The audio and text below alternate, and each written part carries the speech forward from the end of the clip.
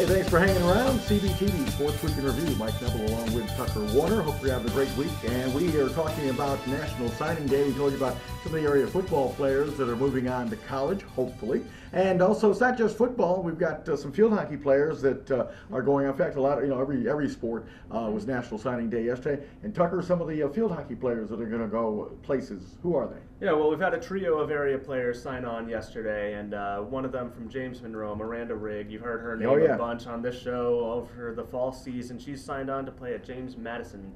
Moving on, playing upstate, going to the Dukes. Also staying in-state, Olivia Hubert from Mountain View, as she signed on to play for the Richmond Spiders. Ooh. And her teammate, Beth Barnes at Mountain View, she's going a few states away. She's going to Ball State in Indiana. Wow. Moving to the MAC Conference to play some field hockey, and they've got some talented teams out there in the Midwest for field hockey. Yeah. So. Hubert, of course, is one that, with the success Mountain View's had, she has been one of the integral parts of that success. And it's good to see her go to Richmond. And, I think she's going to have a very good college career. There was a young lady, and the name, I think it's Harold Harold that played at Penn State, or is playing at Penn State. And I think she might be a senior this year. But, boy, she has put up some numbers for Penn State. But it's really, really good to see these females and males both in other sports where we had some cross-country runners that have committed and so forth. But it's nice to see them get a chance to extend their careers into the college ranks. And of course, field hockey, much like wrestling, we talked about, middle schools now playing and participating in field hockey and so forth.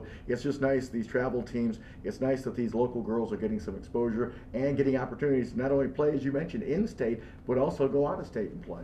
Yeah, and I mean, we've just had a huge influx of athletes within the last decade in this area, and that in all sports where they can kind of branch out, go to different states, and still play Division I athletics. Right. And it's really exciting to see, and I think a lot of them have put together some pretty strong college careers, and we might even see one or two of them have a professional career in the near future. You mentioned JMU, of course, also VCU, Longwood, other schools in the state of Virginia. But also, I remember years ago when Robin Woody was coaching at Stafford, she had a couple of girls go to Delaware, which is a pretty decent field hockey program, or was back then. But it's like I say, it's nice to see that these girls and, like I say, other sports, they get a chance to move on.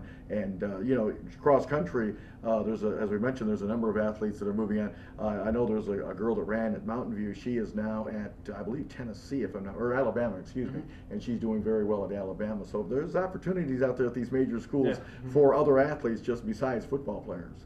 Definitely. I remember when I was in high school running cross country too, there was one of our rivals was Mountain View this whole time. The two new schools in the area, Riverbend and Mountain View.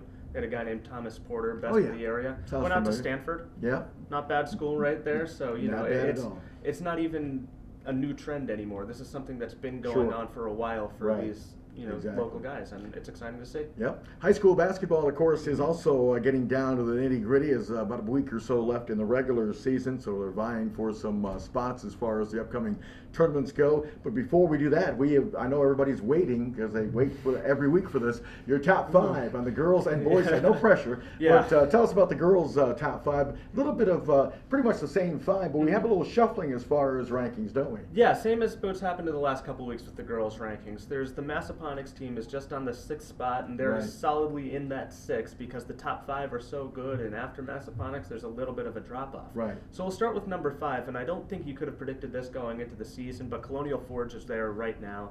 They're 12-5. They lost against Woodbridge. Tough loss right there, especially a home loss. But they did make up for it with a win against Forest Park and at Riverbend. So they went 2-1 on the week, and that's not too bad. Right. Let me, real quick before we move on, Colonial Forge had that coaching change back, I believe, in January, if I'm not mistaken.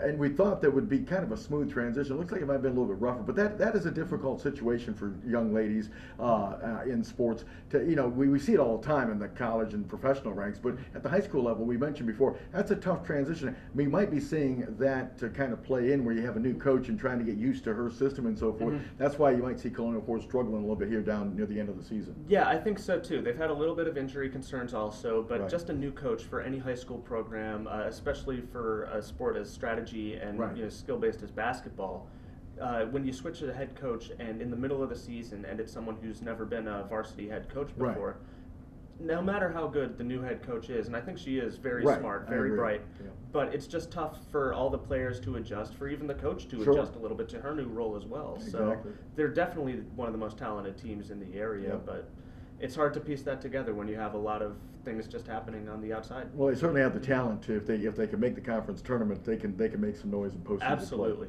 Play. Who else you got? All right, so number 4, I've got Chancellor. They also lost this week to James Monroe, and we'll hear about them later. Right. But they did pick up a win at Spotsylvania, and they got their rivals against Cortland, beat them too. Yep. Nice win for them. Still a very strong team. Number 3, you've got Fredericksburg Academy. Might have slept on them a little bit in the earlier part of the season. That's my fault, and I apologize. They're 13-2 right now, and they went 3-0 this week, beating 3 private school opponents right there, and 2 of them on the road. So pretty good week for them. Number 2, I've got James Monroe, as I mentioned, beat Chancellor on the road, won at Spotsylvania, and won against King George too. Right. And in one of those games, they missed their star player, Shakira Austin. She was unavailable for unknown reasons, but they still won without her, and that's impressive. Number 1, still no change. I've got Mountain View. They picked up 2 wins this week. One was at Massaponax, the other against Freedom. Just another strong, consistent week for them, and they haven't lost in a long time, so I see no reason to move them out of that number 1 spot. And their MO is pretty much the same. They rely on that solid defense, and that's why they're ranked number 1. It's defense, defense, defense. Exactly. And that win against Freedom, they actually only had 3 players score for their team, and they still won by about 5 points. Wow, pretty impressive. What can you do? Over on the boys' side. Over on the boys, number 5, I've got James Monroe. They were number 3 last week, but I think I needed to move them down a little bit too. I think I was a little bit hasty on them. I saw they were playing great, jumped them up a bunch, but I wasn't giving the other teams enough credit. James Monroe, they won at King George. They beat Spotsylvania. Another good week for them. But there are a couple teams that I think are a little bit better right now. And number 4, I've got Chancellor. They did lose at Cortland, another one of the tough teams in the area that just misses this list. But they picked up a couple of wins otherwise. They won at Liberty against Spotsylvania. Still a strong team. Number 3, Fredericksburg Academy. Again, like the girls, I think I slept on them earlier in the year. I apologize. They got 3 wins likewise this week. Just another strong, consistent week. Number 2, I've got Riverbend still. They're 12-5 right now. They played only 1 game this week and they lost, but it was against Hilton. It's one of the toughest teams in that conference and I can't really blame them for that. I think at their best, they're still as strong as any team in the area, except number 1, Colonial Forge. Not a busy week for them, but they made the best use of it. Went 2-0, 2 road wins. They're 17-1. When are they going to lose? Yeah. Well, they got a big one coming up, Tuesday night at Hilton. That'll be a big one coming up on Tuesday night. All right, so there you go. Top 5 in girls and boys basketball around the area, according to Tucker. Got any complaints? Email him. Don't talk to me.